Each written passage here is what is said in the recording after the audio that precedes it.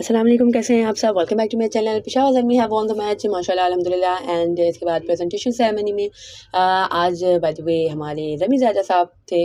And जो बाबर आजम साहब हैं उनको मैन ऑफ द मैच दिया गया अलॉन्ग विद फिर है कि विनिंग कैप्टन थे, तो उन्होंने उनका इंटरव्यू भी लिया। एंड इट वाज सीमिंग कि Rameez himself was so excited कि वो इंटरव्यू ले रहे हैं बाबर आजम का, या वो है कि उनसे गुफ्तगू कर रहे हैं। सो काफ़ी अच्छे खुशगवार माहौल में है कि उनकी कॉन्वर्सेशन हुई। तो फर्स्ट उन्होंने ये पूछा कि कितना इजी था या कितना मुश्किल था टेबल टॉपर्स को लाना। सेड कि it was not easy specially in Pindi ground because different है कि यहाँ पे अप्रोच होनी चाहिए बिकॉज 200 रन भी चेज हो जाते हैं। आज भी खैर देखा जाए तो 200 रन तो बना लिए थे जल्मी हमारी मुल्तान सुल्तान ने भी।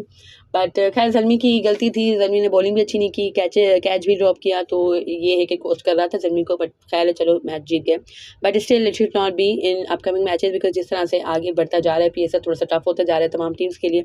एंड इस तरह की गलतियाँ अफोर्ड नहीं कर सकती हैं टीम्स। अगर तो आपने क्रूशल स्टेजेस पर इस तरह की गलतियाँ की तो फिर डेफिनेटली प्रॉब्लम हो सकती है आपकी टीम के लिए। एनीवेज ही सेड कि it was not easy in this specially in Pindi ground because यहाँ पे बहुत ज़्यादा रन्स बड़े बड़े टारगेट भी चेज हो जाते हैं। So but still he said कि अगर वो कैच ले लिया जाता या इस्तेखार जल्दी आउट हो जाते, जो है कि आउट हो रहे थे उस बॉल पे जो साइम अयूब ने कैच ड्रॉप किया। सो खैर that was a tough catch, running catch था, but still should have been taken. और है कि उन्होंने कहा कि भाई डिफरेंट बॉल गेम होती और हम इजीली जीत जाते अगर इफ्तिखार अहमद का वो कैच ले लिया जाता तो।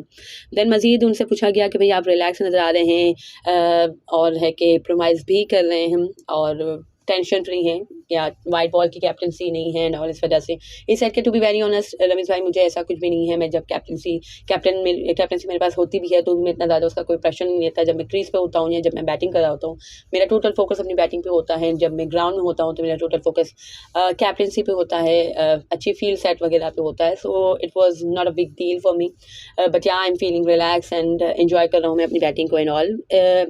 मतलब बंद भर में उन्होंने कह ही दिया कि या he is enjoying himself in tension free होके वो खेल रहे हैं। So really very happy for Babar Azam. And इसके अलावा है कि उन्होंने कहा कि डे बाय डे मैं अपने आप को इम्प्रूव करने की कोशिश करता हूँ। बहुत से लोग स्ट्राइक रेट की बात करते हैं तो स्ट्राइक रेट को इम्प्रूव करने की तो बीच में है कि उन्होंने इंटरप्ट किया रमीज़ साहब ने कि भैया आपने दिल पे ले गए हैं आप ये स्ट्राइक रेट ब्रिगेड की जो बातें। इस सेट के दिल पे लेने की बात नहीं है। लोगों को लगता है कि भाई मैं आते के साथ ही छक्के लगाना शुरू कर दूँ। So it's not my game and ये मेरी स्ट्रेंथ नहीं है। जो मेरी स्ट्रेंथ है मैं कोशिश करता हूँ उसको ही मज़ीद इम्प्रूव करूँ डे बाई डे एंड उसको ही मज़ीद उसमें निखार पैदा करूँ। एंड है कि जो मेरी स्ट्रेंथ पे है उस पर रहते हुए मैं स्कोर करूँ एंड अच्छे स्ट्राइक रेट पे स्कोर करूँ और मतलब कंसिस्टेंस आते के साथ ही छक्के हिट करना it's not my game and it's not my strength. And फिर मेहरान मुमताज़ के हवाले से उनसे पूछा गया कि मतलब किस तरह की यंगस्टर हैं, अच्छी performance the and all. So he said कि यहाँ मेहरान मुमताज़ को मैं पहले से देख रहा हूँ, 19 से मैं उसको फॉलो कर रहा हूँ एंड इमर्जिंग एशिया कप में भी उसने अच्छी परफॉर्मेंसेज दी थी तो मेरी नज़रों में वो था, बट नज़रों में थे तो फिर आपको स्टार्ट से ही उसको खिलाना चाहिए था।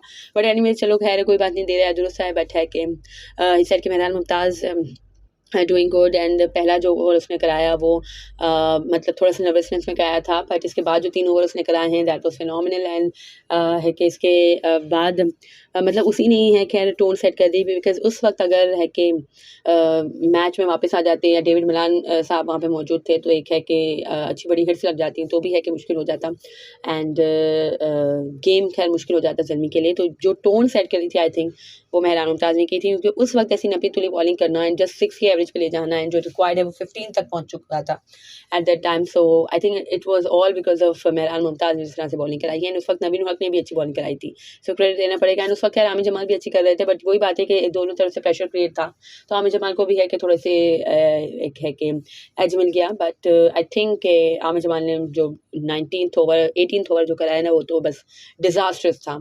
एंड इसके अलावा खैर उनसे पूछा गया कि अब मज़ीद आपको क्या बेहतर करना है क्योंकि तमाम राहें ग्राउंड ही सेट के खुला हुआ है तमाम क्वालिफायर्स के लिए। ही सेट के मज़ीद हमें बैटिंग में इम्प्रूवमेंट लानी है बिकॉज यहाँ पे मज़ीद अच्छा स्कोर हमें करना चाहिए था। एंड इसके अलावा हमें बॉलिंग में बेहतरी करनी पड़ेगी, तीनों एक्सपेक्ट्स में हमें बेहतर करना पड़ेगा एंड फील्डिंग डेफिनेटली बहुत अच्छी करनी पड़ेगी। एक अच्छा कैच हमने लिया था बट स्टिल है कि जो कैच ड्रॉप किया गया इफ्तिखार अहमद का वो कोस्ट कर सकता था हमें. So but it happens in the game of cricket, but इंशाल्लाह कोशिश करेंगे कि इसको इम्प्रूव करें. So that was it from the presentation ceremony and that was it जो भी गुफ्तगू की बाबर आजम ने. सो अगर आपको मेरी वीडियो पसंद आई हो तो लाइक कीजिएगा, share it with friends and family, do subscribe to my channel for more such content. अल्लाह हाफिज़.